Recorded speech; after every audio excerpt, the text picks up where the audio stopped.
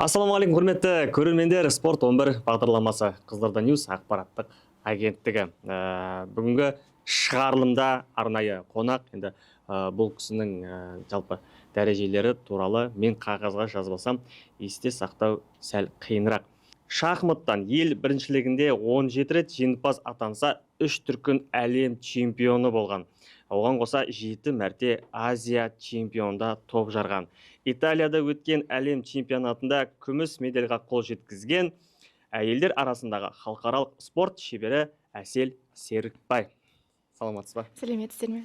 Жағдайыңыз жақсы? Шүкір, барлығы жақсы, рахмет. Көңіл күйіңіз бәрі жақсы? Өткен мерекеңізбен? Рахмет, сіздердің де барлығы керемет. Сұхбатқа дайынсыз? Дайынмын. Мынау енді құрметті көрермендер, енді өзімде сәл шахматқа қызығушылығым бар. Сол себепті Әсел ханымға ұсыныс жасап, шахматты студияға алып келдік. Сұхбат барысында мен де өз бағымды сынап көретін болам. Олай болса, алдымен сіз бастаңыз, одан кейін мен сұрақтарды қойып, өйткені маған көп ойлануға уақыт керек. Жақсы. Сіз сияқты халықаралық шебер емеспін. Енді алғашқы сұрағымды қояйын. Әсел ханым, жалпы неліктен шахматқа қатты қызығушылық таныттыңыз деген сауалға бастайық. Негізінде шахмат әлеміне кіруім өзім осы 136-шы мектепте білім алған болатынмын. Сол мектепте бізде шахмат үйірмесі болды.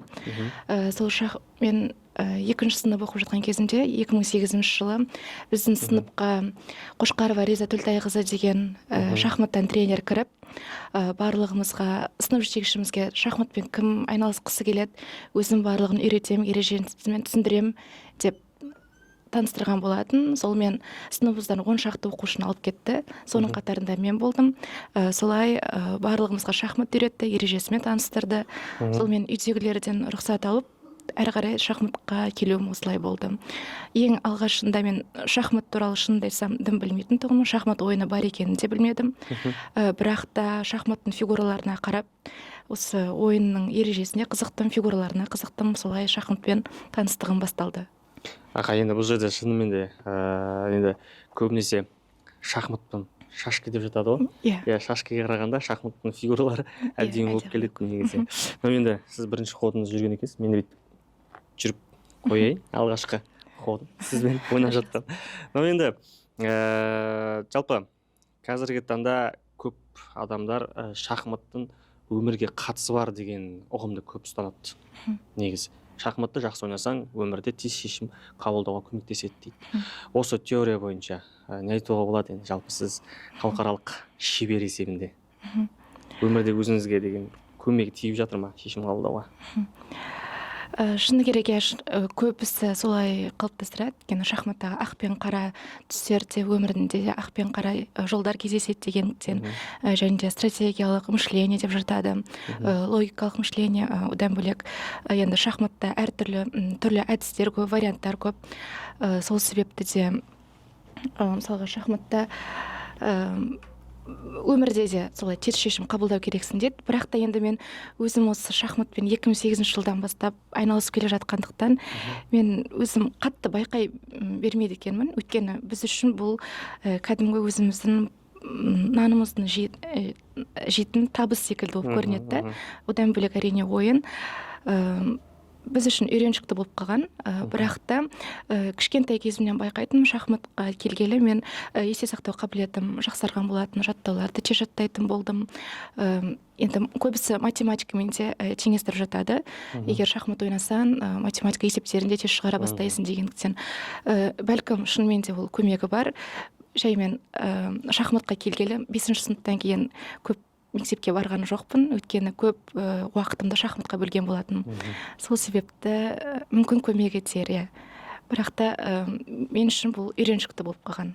Енді сіз үнемі шахматта жүргеннен кейін сәл салыстыру жағынан. Салыстыру жағынан.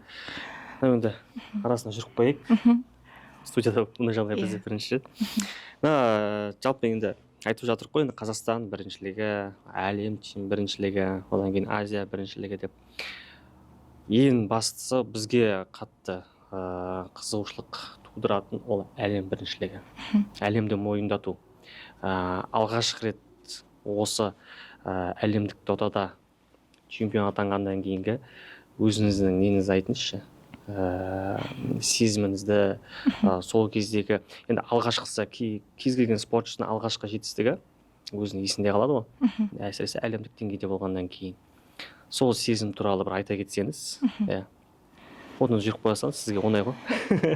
Мен оған деп ойланып отырмын. Жақсы. Мен ең алғаш әлем чемпионатым, бізде енді шахматта әлем чемпионаттары өте көп. Ол біздің жас ерекшеліктерімізге байланысты болады. Мысалға 8 жастан 18 жасқа дейінгі жасөспірімдер арасында әлем чемпионаты бөлек болады. Және де 20 жасқа дейін сірде юниоров деп ол бөлек өтеді. Және де үлкендердің арасында әлем чемпионаттары ерлер арасында және әйелдер арасында деп ол да бір бөлек өтеді. Тағы да сірде ветеранов бар, өте көп енді. Оқушылар арасындағы әлем чемпионаттары деген бар. Оның жас ерекшеліктері сол 9 жас, 11 жас, 13 жас тақсандар болып келеді. Менің сол алғаш әлем чемпионатым 2011 жылы Польша мемлекеті Краков қаласында өтті. Ол жақта оқушылар арасындағы әлем чемпионатына қатысқан болатынмын. 9 жасқа дейінгі қыздар арасында бақ сынастым. Және де сол жарыста 9 ойыннан 8,5 ұпай жинап, бірінші орынды иеленген болатынмын. Ол кезде енді әрине мен үшін бір үлкен мәртебе болды. Осындай қазақ, кішкентай болсам да енді қазақ елінің көк туын көкке көтеру деген бір кішкентай кезден жаңағыдай патриоттық сезімді қалыптастырды. Қатты қуандым. Енді бір өте керемет сезімде болдым. Ол кезде менен бөлек тағы да қателеспесем 2-3 қыз тағы да бірінші орын жеңген болатын. Басқа осы Қазақстаннан, басқа қалаларынан, Жансая Абдумалик, Бибисара Асаубаева, тағы да Асаубаева Диана деген қыз, егер қателеспесем, сол бірінші, екінші орынды жеңіп алған болатынбыз. Сол өзіміздің жас ерекшеліктерімізге байланысты. Сіз енді қазіргі таңда енді әлемдік додаларға көп дайындаласыздар ғой сіздер енді. Жалпы шахматтың өзінің көптеген тактикалары бар. Арнайы бір өздеріңіз бір қарастырып, 2-3 тактиканың қосындысымен бір өзіндік тактика ойлап шығарып көрдіңіз ба? Жоқ, мен олай шығарып көрмеппін. Кішкентай кезімде мен ойлайтын, өскен кезімде осындай негізі шахматтың есептерін шығаратын, этюдтерді шығаратын адамдар болады, оларды шахматный композитор деп атайды. Өзім де кішкентай кезімде ойлайтын, өзім бір есептерімді шығарам деген секілді. Бірақ та біз мысалға ойын кезінде енді шахматта бір ойын мысалға қайталана бермейді. Әр кезде әр ойыншымен әртүрлі позицияны қалыптастырасыз. Соның салдарынан бізде мысалы шахматта көптеген түрлі партия кезінде басқа есептер, мысалға шахматтың есебіне қатысты кішкене ұқсайтындай бір тактикалар болады. Бірақ та өзіміздің ойымыздан олай шығарып көрмеппін. Айта өтсіз. Сол жаңағы шахмат ойнап жатқан кезімізде партияның салдарынан осындай аяқ астынан есеп туындап қалады мысалға. Осындай жақсы жүріс табуға болады деген секілді басқа адамдардан сұрап көруге болады. Оны өзіңізге түртіп қоясыз. Иә. Енді жалпы әлемдік додаларда әрбір бір шахматшының өзіндік бір қарсыласы болады ғой.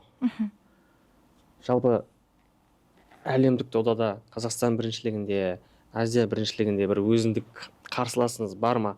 Бір сол кісімен тең дәрежеде түсіп қалатын, кейбір кезде жеңіске жететін, кейбір кезде ол кісінен жеңіліс табатын деген секілді. Өзіндік бір қарсыластарыңыз бар ма? Осы жақтың мысалға шахматшысы мықты, үнемі кездесеміз, екеуміздің ойынымыз ұзаққа созылады деген секілді. Енді біз енді жаңағы басында айтып кеттім, жас ерекшеліктер болады деп.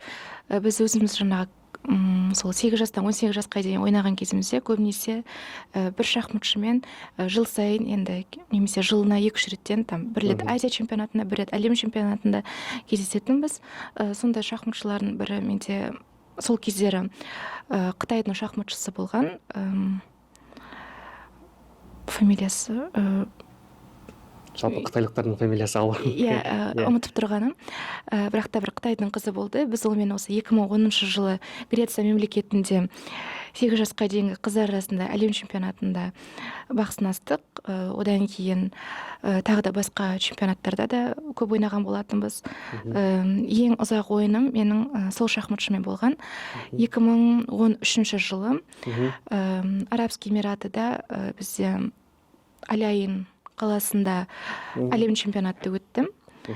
Сол жақта ол қызбен біз сағат 3-тен бастап кешкі 9-ға дейін ойнаған болатынбыз. Бір ойынымыз 6 сағатқа дейін созылған болатын.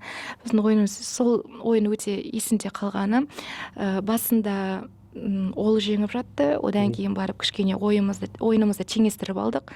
Ол жеңіп жатқан кезде мен нича одан сұраған болатынмын, ничаға келісесің бе деп. Ол келіспеймін деп отказ берді.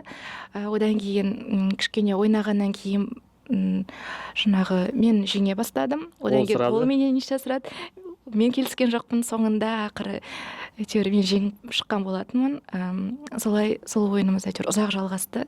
Сол қызбен ойыным ерекше есте қалды. Бірақ та одан да бөлек басқа елдің қыздары өте көп. Мысалы Вьетнам елінің шахматшылары және де мысалға Беларусь елінің шахматшысы Баделька Ольга деген қыз болды. Одан бөлек Мальцевская Александра деген қыз болды. Жаңағы Россия мемлекетінен, ол мен де өте көп әлем чемпионаттарында бақ сынасқан болатынбыз. Қазір бірақ Польша мемлекетінен сол жақта ойнайды. Ал Қазақстан шахматшылары бізде олардың өте көп. Қазіргі таңдағы жаңағы аты шығып жүрген Меруерт Камалиденова, Кайырбекова Амина, жаңағы Нұрман Алуа, тағы да бізде сол шахматшылармен көбінесе осы Қазақстанның чемпионаттары болған кезде және финалдары болған кезде өте көп кездесеміз. Біздегі қазіргі Қазақстан шахмат қыздары өте мықты, өте көп. Оны айта берсе өте көп. Кеше сіздермен алғашқы ұялы байланыс арқылы хабарласқан кезде, қонаққа шақырған кезде, қазіргі таңда сіздер Қызылорда қаласында өзіндік бір жаттығу алаңы жоқ. Сіздер онлайн түрде дайындалады екенсіздер. Енді жалпы әлем біріншілігіне дайындалған кезде бір өзіндік бір жиналатын орындарыңыз бар ма? Мысалы Астана қаласында осындай уақытқа дейін өзіндік бір жаттығу жұмыстарын жасаймыз деген секілді. Негізі бізде осы кішкентай кезімізде дайындалып жүрген кезде менің сол тренерім жаңағы Реза Төлтайқызы болды. Сол кезде біз жаңағы 136-шы мектепте шахмат үйірмесі болды. Сол кабинетке келіп дайындалатынбыз. Одан кейін барып енді уақыт өте тренерімізді кішкене алмастырдық. Біздің өзіміздің сол Реза апай басқа тренерге бізді жіберді. Осы кісімен дайындал дегендей. Ол кезден бастап біз көбінесе онлайн түрде жаттығатын болдық. Ал қазіргі таңда бізде көптеген шахматтан сборлар бөліп тұрады, шахмат дайындықтары. Ол кезде біз Бурабайда жаңағы гостиницаларда арнайы шахматшылардың барлығын бізді сол жақта жинайды, сол қалада. Сосын шетелдің мықты деген гроссмейстерлерін, тренерлерін шақыртумен әдейі шақыртады. Сол кісілер өздерінің бізбен бірге жаңағы партияларын бөлісіп, түрлі лекция оқиды. Көбінесе бізде жаңағы сборлар сол Бурабай қаласында және де Алматы қаласында болып тұрады. Жақта барлықтан жиналасыздар, сол жерде жаттығу жасайсыздар? Сол жерде жаттығу жасаймыз. Арнайы платформа арқылы дайындаласыздар ма сіздер? Бізде арнайы платформалар бар шахматтан. Көбінесе біз ол платформаларда ойнаймыз онлайн, немесе есептер шығарып тұрамыз. Ал былайынша біздің барлығымызды бір жерге жинайды. Сол жақта кәдімгі шахмат алдымызда тұрады. Жаңағы тренерлеріміз өздері осылай бізге қарап вживую лекция оқиды. Сол жақта өздерінің ойындарын көрсетеді. Бәріміз бірге қосылып бір партияны талдауымыз мүмкін. Және де бір-бірімізбен ойнауымыз мүмкін. Дебют көреміз, жаңағы эндшпиль көреміз дегенде әртүрлі. Түсінікті.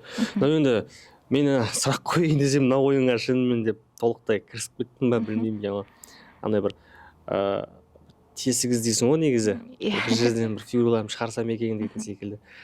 Ондай нұсқалар әзірге көріп тұрған жоқпын, сол себепті бір фигураға қозғап жүріп жатырмыз. Енді біздің де шахмат ойнамағанымызға біраз болды негізі. Алдағы уақыттағы өзіндік бір жоспарыңыз, сол негізі жоспарлар айтылмайды дейді, бірақ та енді бір жобалап біздің көрермендерге өзіндік жоспарыңызды айта кетсеңіз, мен оған дейін бір тетік тауып көрейін. Жақсы. Енді Құдай қаласа, енді бізде қазіргі таңда әйтеуір шүкір Қазақстан шахмат федерациясы жақсы дамып келе жатыр.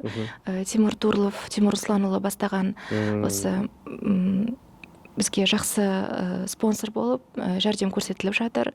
Көптеген жарыстарымызға еш қиындықсыз бара береміз. Одан бөлек осы Қызылорда облыс спорты әрдайым осы мен қалай шахматқа келдім, ешқашан бірде-бір жарысыма былай отказ беріп көрмеген, әрдайым қолдап тұрады, әрдайым жарыстарға жіберіп тұрады. Соған үлкен алғысымды білдіргім келеді. Енді бұйыртса осы жылда дәл сондай спонсор болады деп ойлаймын. Сол кісілер жәрдем көрсетіп, басқа да менің алдағы енді жарыстарым бар. Негізі енді шахматта өзінің бір деңгейлері болады, атақтары бар. Мысалға мен қазір шахматтан халықаралық дәрежеге спорт шебері болсам, одан да биік дәреже бұл бізде шахматта гроссмейстер деп аталады. Мен енді сол бұйырса женский гроссмейстер атағын алсам деймін. Құдай қаласа осы жылы алсам деген ойда бар. Былтыр ойлап едім, бірақ та кішкене болмады. Жетпей қалды? Иә, жетпей қалды, болмай қалды. Бірақ та енді осы жылы соны алсам ба деген ойда бар. Шахматта енді сол дәрежені алу үшін бір өзінің нормалары бар. Мысалға сол нормалардың бірі менде сол гроссмейстердің 2 нормасы бар, женский гроссмейстердің. Соның тағы да 1 нормасын иеленсем, Құдай қаласа сол женский гроссмейстер атағын аламын. Ал одан бөлек бізде мужской да бөлек болады. Енді мужской әрине мықтырақ. Оның да мужской мастерді алу үшін тағы 3 нормасын орындау керек. Одан кейін гроссмейстерін алу үшін тағы да 3 нормасын орындау керек. Өзіндік сатылары бар. Иә, өзіндік сатылары бар. Бірінші енді сол бұйыртса женский гроссмейстерді орындап алсам, әрі қарай Құдай қаласа мужской, сол ерлер арасындағы мастер мен гроссмейстерге жайменен дайындала беретін боламыз. Әзірге деп қоясыз, бірақ та алдағы жоспарыңыз біршама бар екен да. Но мысалға осы жерде айтсаңыз да болады, енді айтпасаңыз да болады, өз еркіңізде. Себебі кейбір инсайттарда Әсел Серікбай еліміздің 9-шы Қызылорда бойынша тұңғыш гроссмейстер атанды деп хабарлаған екен. Иә. Сіз енді жаңа айтып жатсыз, гроссмейстер атағын алуға дайындалып жатырмын дедіңіз. Сол жөнінде айта кетсеңіз, өйткені кейбір пабликтерде, кейбір инсайттарда осы ұғым бар. Осылай жазылған екен. Сол жөнінде айта кетсеңіз. Иә, бұл 2000...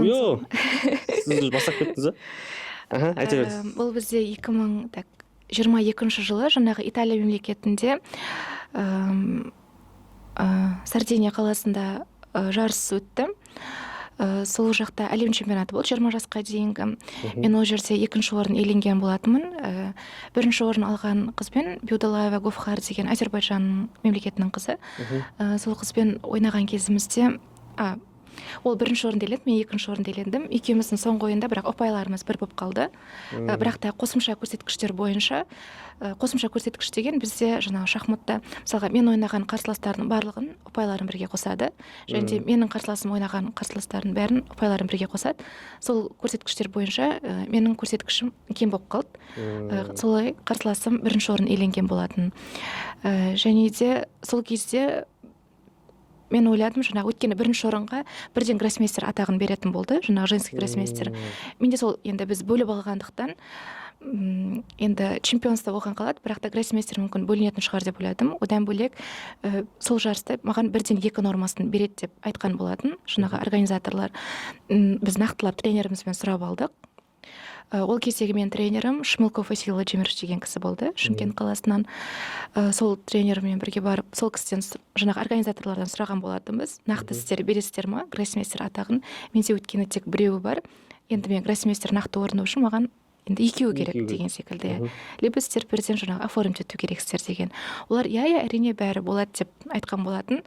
Сонымен енді кішкене сенімсіздік танытып тұрдым, бірақ та енді сендікті сол организаторларға сосын енді әрине қазақстандықтарға да айтты. Олар да енді бәрі бірден, бірінші Алматыдағы паблик бар, Чиз Ньюс деген, сол жақ осындай Қызылордадан гроссмейстер шықты деп солай ақпарат жариялады. Одан кейін әрине қызылордалықтар да бізден қалыспайық деп олар да ақпараттар жариялап, содан шығып кеттім. Сосын Қызылордаға мені сол жарыстан келіп күтіп алды. Облыс әкімі келді, жаңа басқа да шахмат сүйер қауым, туысқандарым, отбасым келіп күтіп алған болатын. Сол кезде гроссмейстер деп танытқан болатын. Бірақ та кейін енді сол организаторлардан қайттан сұрасақ, олар маған тек бір нормасын ғана берді да, сол тағы да бір нормасы қалып қойды. Содан енді ақпараттар қалып қойды, и көбісі енді гроссмейстер деп ойлап қалады, бірақ та әрдайым жөндеп тұрамын, мен әлі гроссмейстер емеспін деп, бірақ ештеңе кетпес, бұйыртса боласын деп қоя салады. Сонымен солай қалып қойды. Енді Әсел ханым, бағдарламамызды сәл жобалайық. Енді мен осы кезде жаңағы пешкімді бергеннен бастап қателігімді түсініп отырмын осы кезде бар ғой. Иә, настроением түсіп кетті. Шынымды айтайын. Мына жерде өш қарап тұрсам бекер істеген екенмін деп отырмын. Но енді жалпы бұл партияны енді кім жеңетіні анық болды басында. Жалпы соңғы сауал есебінде қазіргі таңда барлығына ең керекті, ең қызықты сұрақтардың бірі ғой, жалпы. Шахматтағы табыс. Қазір жұттарға цифрды айтсаң, сол қызық болады ғой негізі. Сол сияқты шахматтағы табыс. Жалпы енді мөлшерін айтпайсыз, тек қана андай кішігірім ғана жауап берсеңіз, мүмкін жаңағы Қызылорда Федерациясынан жалақы алынамын, беріледі деген сияқты, мысалға республикадан деген секілді, және арнайы додаларда өзіндік бір жүлделер бар деген сияқты бір қысқадан нұсқа өзіңіз түсіндіре кетсеңіз. Жақсы. Біліп отырсыз. Бізде енді Қызылорда облыс спорт басқармасынан сол жақтан мен стипендия аламын. Қалай мен осы шахматтан әлем чемпионаттарының бірінші жетістіктерін көрсете бастадым. Сол жылдан бері әлі алып келе жатырмын. Тек маған жыл сайын осындай бір жақсы жетістікке көрсетіп тұру керек, чтобы стипендиямды әрі қарай жалғастыру үшін. Одан бөлек менде ДРС деген бар, дирекция развития спорта. Ол жақта да жыл сайын мысалы Қазақстан чемпионатында немесе Азия әлем біріншілігінде егер орын алып тұрсаңыз, сол жақтан да сізге стипендия беріліп тұрады. Осы екі жақтан менде толықтай табыс аламын. Стипендия маған беріліп тұрады. Бұл мен өзім жаңағы аламын. Одан бөлек бізде шахматтан додалары бар. Ол жарыстарда бұрын енді сумма әлдеқайда аз еді, бірақ та қазіргі таңда ол өте көп болды. Мысалға жақында бізде Қазақстан шахмат республикасының финалы өтті. Ол финалда қыздар арасында 12 шахматшы, ұлдар арасынан 12 немесе 14 шахматшы қатысты. Ол жарыста бізде тіпті 12-ші орын алған адамда ол финалға кіргеннің өзіне де саған уже ақша беріп тұрады. Ең 12-ші орын сол 500-нан басталады. Солай бірінші орынға дейін 3 миллионға дейін барады. Бірінші орынды жеңіп алған шахматшы оған 3 миллион 500 мың беріледі. Бұл қыздар арасында. Ал ұлдарда ол өте көп. Ұлдарда бірінші орынға 9 миллион берілді. Осылай, ал мысалға жарыстарда егер бірінші орын иеленсеңіз, қазіргі таңда 700 мыңнан жоғары миллионға дейін жетіп қалады. Енді бұл бағалардың өскен себебі қазіргі таңдағы Тимур Турлықтың спонсорлығынан. Сол кісінің арқасында жарыстар да көбейді, және де жарыстың жаңағы сыйлар да өте, сыйақылар да көбейді. Енді Әсел ханым, жалпы келгеніңізге рахмет. Мен болдым уже, мына жерде отырып отырмын, өзі бірден түсініп отырмын. Келгеніңізге рахмет, уақыт бөліп. Енді бір жағынан шахматты өзім жаным сүйгенмен, бізде шахматта жалпы ойнайтын адамдар жан-жағымда өте аз. Сол себепті деңгейім осындай болып тұр енді әзірге. Ештеңе кетпейді. Келгеніңізге рахмет. Алдағы уақытта айтылған жоспарларыңыз жүзеге ассын дейміз. Енді бізге сыр елі кез келген спорттан болсын, кез келген өнерден болсын деген секілді арнайы дәрежеге ие болмай қоймаймыз негізі. Біз сыреліктер сондаймыз. Алдағы уақытта өзіндік бір гроссмейстер атағын алыңыз. Бүкіл сыр елі болып біз соны тілейтін боламыз. Енді егер де тағы да бір көрермендерге бір өзіндік арнауыңыз болатын болса, мархабат, мына камера сізге жұмыс жасап тұр. Не айтсам екен? Кез келген жас шахматшыларға мотивация болмаса, басқа да бір тілек лебіздеріңіз болса. Ең бірінші айтқым келетіні осы барлықтарыңызды жаңа жылдарыңызбен шын жүректен құттықтаймын. Осы жылы алға қойған арман мақсаттарыңыз барлығы орындала берсін. Ал жас шахматшыларға айтарым, сіздерге сәттілік, әрдайым осы беттеріңізден таймаңыздар, әрі қарай үйреніңіздер, ізденіңіздер, жұмыс істеңіздер, арасында демалып тұрыңыздар. Тренерлеріңіз берген есептерді, жаңағы айтқан тапсырмаларды орындап тұрыңыздар. Жұмыс жасаңыздар, ештеңеден қорықпаңыздар, жеңілістеріңіз үшін көңіл күйлеріңізді қатты түсірмеңіздер. жыласаңыздар да, бірақ та әрі қарай осы бетімнен таймаймын, әрі қарай мен барлығына көрсетемін деп әрі қарай талпына беріңіздер. Сіздерде барлығы жақсы болады. Сіздерге қолдаушыларыңыз өте көп. Біз сенетін боламыз, әрдайым қолдау көрсететін боламыз. Сол үшін барлықтарыңызға сәттілік. Рахмет, жақсы ыстық лебіз болды. Мынау енді қорытындылайық, құрметті көрермендер, тағы да қайталай кетейік. Бүгін бізде бағдарламада қонақта болған шахматтан ел біріншілігінде 17 рет жеңімпаз атанған, 3 дүркін әлем чемпионы, 7 мәрте Азия чемпионатында топ жарған, және де Италияда өткен чемпионаттың күміс жүлдегері, және де әйелдер арасындағы халықаралық спорт шебері Әсел Серікбай. Әсел ханым, келгеніңізге үлкен рахмет. Шахмат ойнамаған біраз болды, сәл миым қозғалып қалды. Алдағы уақыттарға сәттілік. Рахмет үлкен. Рахмет.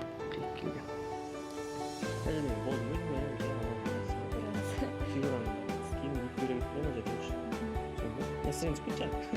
Әбілден сұрақта дәлі олар болып қалың. Кешкіне бекер бір. Тықылта тоғанда.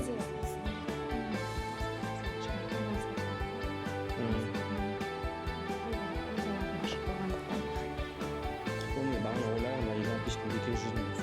Оны шығарған деген. Соны шығарып сөйлесе кішкене жақсы болар еді. Өзім бағына қойған деген сол негізі ол бар. Басқа бірдеңе жүріп кетті ме? Ешкім жүріп кетті ме?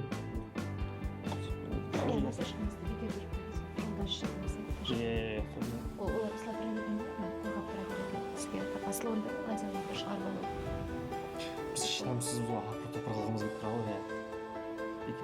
Негізі қара қорғаныстан жоқ па соның негізі атакующийсіз бе? Көбінесе атакующий болса, өйткені бірінші бастағандықтан соған байланысты қаралар қорғаныс істейді. Бірақ та қазіргі кезде кейбір кісілер қараны жақсы көретін,